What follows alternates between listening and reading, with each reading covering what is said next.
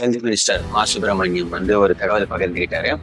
தமிழ்நாட்டில் மட்டுமே 1,57,000 பேருக்கு HIV தொற்று, அதாவது எய்ட்ஸ் இருக்கு அப்படின்னு சொல்லிட்டு, அதிலும் குறிப்பா கடந்த 6 மாதத்துல மட்டுமே 25,000 பேருக்கு புதிய தொற்று ஏற்பட்டிருக்கு. கடந்த 6 மாத காலத்துல இந்த இவ்வளவு பெரிய எண்ணிக்கை அப்படிங்கிறதுக்கான காரணம் என்னன்னு குறிப்பிட்டு சொல்ல முடியல. பட் என்னுடைய ஒரு அவதானமா இதை நான் சொல்றேன். போதை பழக்கம் எய்ட்ஸ் பழகிறதுக்கு அதிகரிக்கிறதுக்கு ஒரு முக்கியமான காரணம். மருத்துவமனைகள்ல திருப்பி அதை வெந்நீர்ல போட்டு திருப்பி ஊசி போடுறதே கிடையாது. திருப்பி நம்ம உடச்சு தூக்கி போட்டுடுறோம் அந்த ஊசிகளை. ஆனா போதை பழக்கத்துல ஊசி போட்டுக்கிறவங்க அப்படி பண்ண மாட்டாங்க. ஒரே ஊசிய 2-3 பேர் போட்டுக்கும் பொழுது உங்களுக்கு எய்ட்ஸ் பரவறதுக்கான வாய்ப்பு அதிகமா இருக்கு. உலக அளவுல எய்ட்ஸ் பரவறதுக்கு அதிக கவனம் கொடுக்கப்படாத காரணம் ஒண்ணு இருக்கு. என்னன்னா டாட்டூக்கள் போட்டுக்கிறது.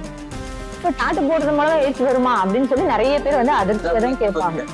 பச்சை குத்திக்கிறது அதிர்ச்சியா கேட்பாங்க, டாட்டு மூலமா வருமா அப்படின்னு. அறிவியல் ஆய்வுகளோட கணக்குப்படி எய்ட்ஸ் பரவறதுக்கான காரணத்துல கடைசியா லிஸ்ட்ல இருக்கிறது பச்சை குத்திக்கிறது, டாட்டு போட்டுக்கிறது தான்.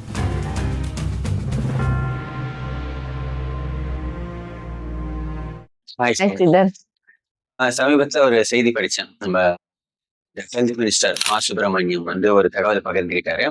தமிழ்நாட்டுல மட்டுமே 1,57,000 பேருக்கு HIV தொற்று, அதாவது எய்ட்ஸ் இருக்கு அப்படின்னு சொல்லிட்டு, அதிலும் குறிப்பா கடந்த 6 மாதத்துல மட்டுமே 25,000 பேருக்கு புதிய தொற்று ஏற்பட்டிருக்கு அப்படின்னு. இது ரொம்ப ஒரு அலார்மிங்கான ஒரு அதிர்ச்சிகரமான ஒரு செய்தி. ஏன்னா நம்ம எய்ட்ஸ் அப்படிங்கிற ஒரு விஷயம் நம்மளுக்கு தெரிய வந்ததுல இருந்து தொடர்ந்து அதை குறைச்சிக்கிட்டே வந்திருக்காங்க. தமிழ்நாட்டுல இல்ல, உலக அளவுல அதை குறைச்சிக்கிட்டே வந்திருக்காங்க. இப்ப சமீபத்துல இந்த எண்ணிக்கை அதிகரிச்சிருக்கு அப்படிங்கிறது கொஞ்சம் ஒரு கவலைக்கிடமா இருக்கு. அதாவது நம்மள பொறுத்த வரைக்கும் புரிதல், ஜெனரல் புரிதல் என்னன்னா, எய்ட்ஸ்ங்கிறது செக்ஸ் உடைய தொடர்பு படுத்தியது. நீங்க எய்ட்ஸ் இருக்கிறவங்க கூட செக்ஸ் வச்சுக்கிட்டீங்கன்னா உங்களுக்கு எய்ட்ஸ் வந்துடும். அந்த மாதிரியான ஒரு ரொம்ப ஒரு எளிமையான புரிதல் தான் இருக்கு. இப்போ அப்படின்னா எப்படி இந்த திடீர்னு ஏறுது கடந்த ஒரு மாதத்துல? ஏன்னா எல்லாருக்கும் விழிப்புணர்வு இருக்கு. இந்த மாதிரி நம்ம பாதுகாப்பான உடலுறவு தான் கொள்ளணும், இந்த மாதிரி நிறைய விழிப்புணர்வுகள் நம்மளுக்கு எய்ட்ஸ் பத்தி வந்துருச்சு. அப்படி இருக்கும்போது எப்படி இந்த மாதிரி கடந்த ஏறி இருக்க முடியும்? ஏதாவது என்ன பின்னணி இருக்கு? ஸ்ரீதர், நீங்களே சொன்னீங்க எய்ட்ஸ் கண்டுபிடிச்ச காலத்துல இருந்து குறைஞ்சுக்கிட்டே வர்றதுக்கு தான் நம்ம நடவடிக்கை எடுத்திருக்கோம்னு. எய்ட்ஸ் பாத்தீங்கன்னா 1984 கண்டுபிடிக்கிறாங்க. அதுக்கப்புறமா தொடர்ந்து எய்ட்ஸ்க்கு மருந்துகளோ இல்ல வேக்சின் மாதிரியான விஷயங்களோ எதுவுமே இல்லாதப்போ நம்மளால இந்த 40 ஆண்டு காலத்துல எய்ட்ஸ் எப்படி கட்டுப்படுத்த முடிஞ்சதுன்னு சொன்னா முழுக்க முழுக்க முழுக்க முழுக்க விழிப்புணர்வை ஏற்படுத்தி தான். ரொம்ப தீவிரமா அரசாங்கம் அதுக்கு நடவடிக்கை எடுத்துட்டு இருந்தது. அப்ப அப்படி பார்க்கும் பொழுது இப்ப நம்ம தலைமுறையில நம்ம ஸ்கூல் ஒரு 2000 வருடங்கள்ல 2000வது ஆண்டுல இருந்து பள்ளி கல்லூரிகள்ல படிச்சவங்க எல்லாருக்குமே ரொம்பவே அதிகமான விழிப்புணர்வு அவங்களுக்கு கிடைச்சிருக்கும். நீங்க சொன்ன மாதிரி தகாத பாலுறவு அல்லது பிரசவத்தின் மூலமா எய்ட்ஸ் பரவும் அப்படிங்கிற விழிப்புணர்வு இப்ப எல்லாருக்கும் இருக்கு. ரத்த தானம் பண்ணும் பொழுதும் பலமுறை பரிசோதிச்சுதான் ரத்தத்தை கொடுக்குறாங்க. சோ இந்த காரணங்களாலதான் படிப்படியா எய்ட்ஸ் தொற்று எண்ணிக்கை குறைஞ்சிட்டே வந்தது. கடந்த 6 மாத காலத்துல இந்த இவ்வளவு பெரிய எண்ணிக்கை அப்படிங்கிறதுக்கான காரணம் என்னன்னு குறிப்பிட்டு சொல்ல முடியல. பட் என்னுடைய ஒரு அவதானமா இதை நான் சொல்றேன். போதை பழக்கம் எய்ட்ஸ் பழகிறதுக்கு அதிகரிக்கிறதுக்கு ஒரு முக்கியமான காரணம். போதையினுடைய பயன்பாடு இன்ஜெக்ஷன் மூலமா அவங்க மாத்தி மாத்தி போட்டுக்கும் பொழுது அதிக அளவுல பரவறதுக்கான வாய்ப்பு இருக்கு. போதை மருந்து மூலமா இல்ல இன்ஜெக்ஷன் போட்டுக்குவாங்க இல்லையா? சோ அதுபடி எடுக்கும் பொழுது அது பரவறதுக்கான ஆமா, ரத்தம் சுத்திகரிக்காம அந்த ஊசியை போட்டுக்குவாங்க அவங்க. இப்ப ஹாஸ்பிட்டல்ல 4 பேர் ஒரே ஷேர் பண்ணிக்க கடந்த ஒரு 40 வருஷமா நம்ம ஸ்டெரிலைஸ் பண்ண சிரிஞ்சை யூஸ் பண்றது இல்ல, டிஸ்போவான் யூஸ் பண்ண ஆரம்பிச்சிட்டோம். மருத்துவமனைகள்ல திருப்பி அதை வெந்நீர்ல போட்டு திருப்பி ஊசி போடுறதே கிடையாது. திருப்பி நம்ம உடச்சு தூக்கி போட்டுடுறோம் அந்த ஊசிகளை. ஆனா போதை பழக்கத்துல ஊசி போட்டுக்கிறவங்க அப்படி பண்ண மாட்டாங்க. ஒரே ஊசிய 2-3 பேர் போட்டுக்கும் பொழுது உங்களுக்கு எய்ட்ஸ் பரவறதுக்கான வாய்ப்பு அதிகமா இருக்கு. இது பள்ளி மாணவர்களிடையே அந்த பழக்கம் அதிகரிச்சிருப்பின் இதுவும் ஒரு காரணமா, கல்லூரி மாணவர்களிடையே அதிகரிச்சிருப்பின் இதுவும் ஒரு காரணமா அமைய வாய்ப்பு இருக்கு. அடுத்தது உலக அளவுல எய்ட்ஸ் பரவறதுக்கு அதிக கவனம் கொடுக்கப்படாத காரணம் ஒண்ணு இருக்கு. என்னன்னா டாட்டூக்கள் போட்டுக்கிறது.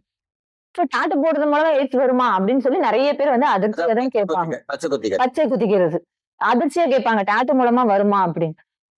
அறிவியல் ஆய்வுகளோட கணக்குப்படி எய்ட்ஸ் பரவறதுக்கான காரணத்துல கடைசியா லிஸ்ட்ல இருக்கிறது பச்சை குத்திக்கிறது, டாட்டு போட்டுக்கிறது தான். இப்போ டேட்டூ கலாச்சாரம் ஆக்சுவலா தமிழ்நாட்டுல நல்லாவே அதிகரிச்சு. அதிகரிச்சிருக்கு. ஆனா வந்து இப்ப நீங்க தான் சொன்னீங்க இப்போ ஊசி இப்போ போதை ஊசி ஏற்றிக்கொள்வது மூலமா இல்ல வந்து பிளட் டிரான்ஸ்ஃபியூஷன் இந்த மாதிரி, ஏன்னா அங்க வந்து ஒரு பிளட் கான்டாக்ட் இல்லாம இது வராது. சோ இப்போ டேட்டூல எப்படி வந்து உங்களுக்கு டேட்டூல கான்டாக்ட் வரும், அதே கொஞ்சம் எக்ஸ்பிளைன் பண்ணுங்க. டேட்டூல டெம்பரரி டேட்டூ போட்டுக்கிறாங்க இல்லையா? அது வந்து தோலோட மேற்புறத்துல நின்றும். அதுல பெரும்பாலும் ஊசிகள் பயன்படுத்த மாட்டான். அச்சு மாதிரி வச்சு போடுற டேட்டூ வந்து நமக்கு ஆபத்து இல்லாதது. அதுல வந்து எய்ட்ஸ் பரவறதுக்கான வாய்ப்புகள் கிடையாது. ஆனா, பெர்மனன்ட் டாட்டூ போட்டுக்கும்பொழுது நீடில் வச்சு உள்ள குத்தி, நீடில்ஸ் மூலமா இங்க வந்து நம்ம தோலினுடைய டெர்மிஸ் லேயர் வரைக்கும் அந்த சாயத்த வந்து இறக்கறதுக்கு ஊசிகள பயன்படுத்துவாங்க. அது 2வது லேயர். ஆமா. அந்த ஊசிகள்ல இருக்கக்கூடிய நோய் தொற்று இருக்கிற ஒருத்தருடைய ரத்தம் அதுல இருந்தது. அதுல வந்து அடுத்தவங்களுக்கு அந்த ஊசிகள் பயன்படுத்தப்பட்டா எய்ட்ஸ் வரதுக்கான வாய்ப்பு இருக்கு. அடுத்த சாத்தியக்கூறு என்னன்னா, அந்த நீடிலுக்குள்ள இருக்கிற இங்க் இருக்கும் இல்லையா? அந்த இங்க்ல நோயாளியினுடைய பிளட் வந்து கலந்திருந்தது அப்படின்னு சொன்னா, அந்த இங்க் தீர்ற வரைக்கும் எத்தனை பேருக்கு போகுதோ அதுல பரவறதுக்கும் வாய்ப்பு இருக்கு. இதுல ஏன் இது லோ ரிஸ்க் அப்படின்னு சொல்றாங்க அப்படின்னு சொன்னா, வைரல் லோட் அப்படிங்கிறது ரொம்ப ரொம்ப கம்மியா இருக்கும். அதனாலயும் டேட்டூ HIV வைரஸ் உடைய எண்ணிக்கை குறைவா இருக்கும். குறைவா இருக்கும். இப்ப நீங்க நேரடியா ரத்தம் பரிமாற்றம் செய்யும்போது அதிகமா இருக்கும் இல்லையா? அது வந்து இதுல ரொம்ப கம்மியா இருக்கும். அடுத்தது பாத்தீங்கன்னு சொன்னா இடைவெளி. ஒருத்தர் டேட்டூ போட்டுக்கிறதுக்கும் இன்னொருத்தர் போட்டுக்கிறதுக்கும் இடையில வந்து ரொம்ப டைம் இருந்ததுன்னு சொன்னாலும் அந்த வைரஸ் அதுக்குள்ள மறைய வாய்ப்பு இருக்கு. அதனால இது லோ ரிஸ்க் கேட்டகரியில வச்சிருக்காங்க. ஆனா சமீபத்துல நம்ம பார்த்துட்டு வர விஷயம் என்ன அப்படின்னு சொன்னா, அதிகப்படியான இந்த டேட்டூ கிளினிக்குகள் அதிகரிச்சுட்டே வருது. ஒரு சேஃப்டி இல்லாம சாதாரணமா பீச் ஓரங்கள்ல கூட நிறைய இடத்துல இந்த டேட்டூ போடுறவங்க வந்து இப்ப அதிகரிச்சுட்டே வராங்க. அவங்க வந்து நமக்கு நீடில் மாத்துறாங்களா, இந்த இங்க வந்து அவங்க முறைப்படி வந்து ஒருத்தருக்கு போட்டதுக்கு அப்புறமா டிஸ்கார்ட் பண்ணிட்டு இன்னொருத்தருக்கு ஃப்ரெஷ் இங்க் லோட் பண்றாங்களா, இதை நம்ம உறுதிப்படுத்திக்க முடியறது இல்ல. ஸோ நம்மள அறியாமலே நம்ம இந்த லோ பாசிபிலிட்டி இருக்கக்கூடிய காரணமா இருந்தா கூட இதுலயும் நம்ம ஈல்ட் ஆகிறதுக்கு வாய்ப்பு இருக்கு. ஸோ அதுக்கு ஒரு அவேர்னஸா தான் இதை சொல்லணும்னு நினைச்சது. இப்ப நீங்க சொன்னீங்க, நீங்களே எய்ட்ஸ் அப்படின்னு சொன்ன உடனே கடகடன்னு உங்க மனசுல வந்து லிஸ்ட் அவுட் ஆயிடுது. பாதுகாப்பற்ற உடல் உறவு, ரத்த தானம், தாயிடம் இருந்து குழந்தைக்கு, இந்த 3 காரணத்தை எல்லாருமே சொல்லுவாங்க. ஆனா இந்த டேட்டூ போடுறதுங்கிற காரணம் யாருடைய நினைவுக்குமே வராது. இது எய்ட்ஸ் HIV தொற்றுன்னு இல்ல, போதை ஊசியும் சரி. இந்த 2மே வந்து ஹெப்பாடைட்டிஸ் B இது மாதிரியான வைரஸ் மூலமா தொற்றக்கூடிய எல்லா நோய்களுமே இதன் வழி தொற்றுவதற்கு வாய்ப்பு இருக்கு. எய்ட்ஸ் தான் இருக்கணும், HIV தான் இருக்கணும்னு அவசியம் இல்லை. அதை விட கொடுமையானது வந்து ஹெப்பாடைட்டிஸ் B. லிவரை வந்து நம்ம காப்பாற்றவே முடியாது. அதுவுமே பாத்தீங்கன்னா நீங்க டேட்டூ வந்து பாதுகாப்பற்ற வெளியில போட்டீங்க அப்படின்னு சொன்னா கட்டாயம் பரவறதுக்கு வாய்ப்பு இருக்கு. டேட்டூ போட்டுக்கிறது தப்பு கிடையாது. மேபி ரொம்ப ஆசையா இருந்தா டெம்பரரி ட்ரை பண்ணலாம். பெர்மனன்ட் டேட்டூ வேணுங்கிறவங்க முறையா அதுக்கான பாதுகாப்பு அங்க நடவடிக்கைகள் இருக்கா, முறையா ஒரு சேஃப்டியான கிளினிக்கா, அவங்க அதுல நல்ல பயிற்சி பெற்றவங்களா அப்படிங்கறத உறுதி செஞ்சுக்கிறது நல்லது.